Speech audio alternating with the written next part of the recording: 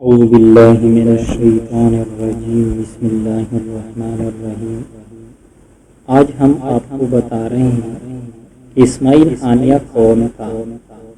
اسماعیل ہانیہ یہ ایک فلسطینی باشندہ تھا جو 1962 عیسوی میں مصر کے مقبوضہ غزہ کے پٹی کے اشاتی پناہ گزین کیمپ میں پیدا ہوا تھا۔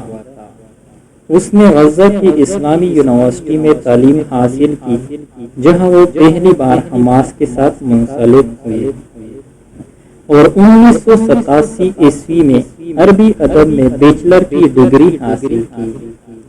1997 عیسوی میں حماس کے دفتر کے سربراہ مقرر ہوئے، بعد ازاں وہ تنظیم کے صفوں میں شامل ہوئے۔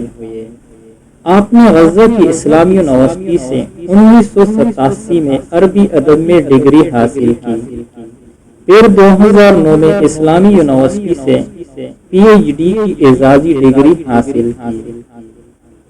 آپ حالت مشغل کی جگہ حماس کے مئی 2017 عیسوی کے انتخاب کے بعد رئیس سیاسی مکتب منتخب ہوئے۔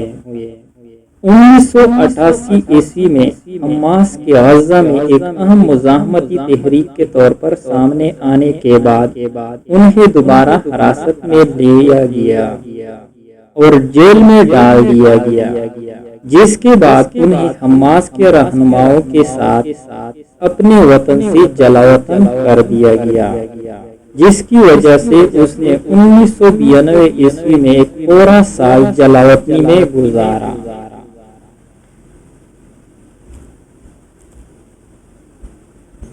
اور اس کے بعد اسماعیل ہانیہ کو آخری وقت یعنی 2024 عیسوی میں تہران کے شہر میں اسے مارا، جس کی وجہ سے